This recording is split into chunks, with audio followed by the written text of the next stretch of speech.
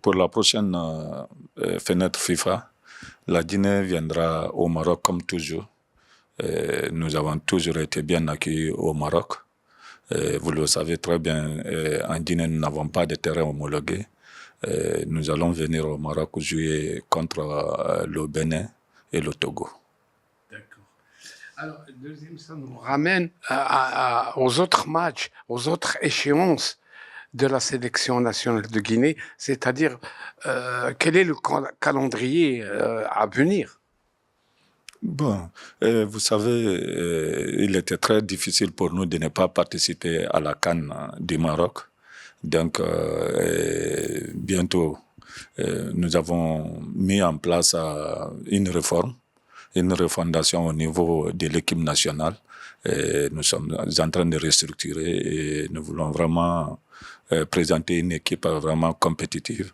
C'est pourquoi la fédération est en train de tout mettre en œuvre pour détecter de nouveaux joueurs. Et nous avons déjà un nouveau sélectionneur qui est en train de faire ses preuves. Qu'est-ce que vous pensez de l'organisation de la CAN par le Maroc 2025? Bon, comme vous le savez, le Maroc, l'organisation de cette CAN a été exceptionnelle. Pour nous, Africains, le Maroc a hissé très haut le niveau de football africain. Vous avez vu sur le plan infrastructure, vous avez vu ce que le Maroc a présenté. Ça a été l'une des meilleures CAN qui a été organisée sur le continent africain. Vous avez vu que sur le plan organisationnel, que sur le plan infrastructure, accueil et même la visibilité. Et je pense que le Maroc mérite quand même être félicité pour cette exceptionnelle CAN. Pour moi, c'est l'une des meilleures CAN et qui n'a rien envié au football mondial. Très bien. Monsieur le Président, quel est votre avis? Que pensez-vous des récentes polémiques autour de la CAF? Bien, c'est désolé, c'est déplorable qu'il y ait des polémiques. Après avoir élevé à ce niveau, hissé à ce niveau, le niveau du football africain, et qu'il y ait des polémiques au niveau de la CAF. Pour moi, ça ne devait pas y être. C'est-à-dire?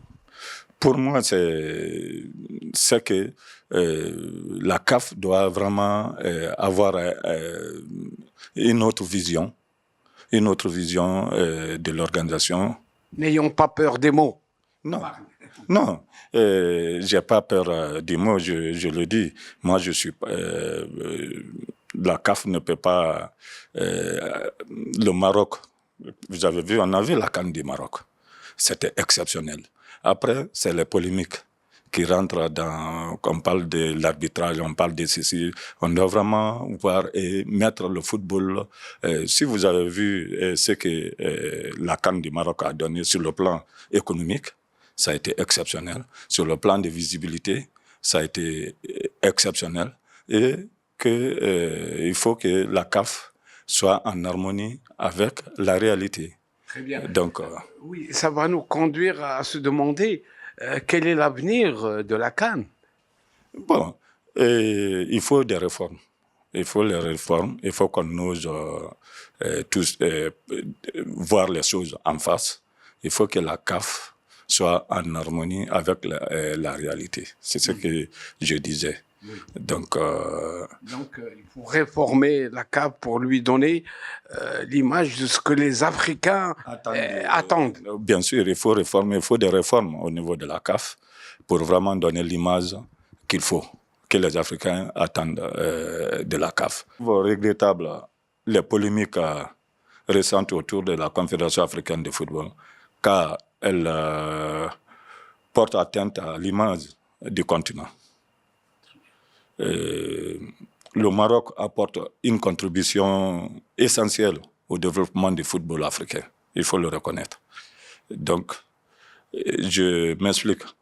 Lorsqu'aucun pays ne se porte volontairement candidat pour organiser des compétitions, le Maroc prend aide à faire ces compétitions.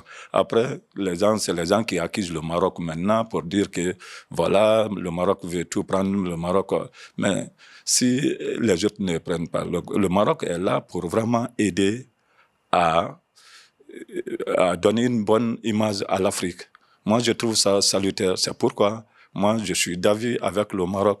C'est injuste aussi. Oui, qu'on récompense le Maroc de la sorte. Moi, je pense qu'il faut essayer de voir les choses autrement. Il faut... D'où des réformes. Oui, bien sûr. D'où des réformes. Le football est devenu un des sujets politiques de notre vie. Alors,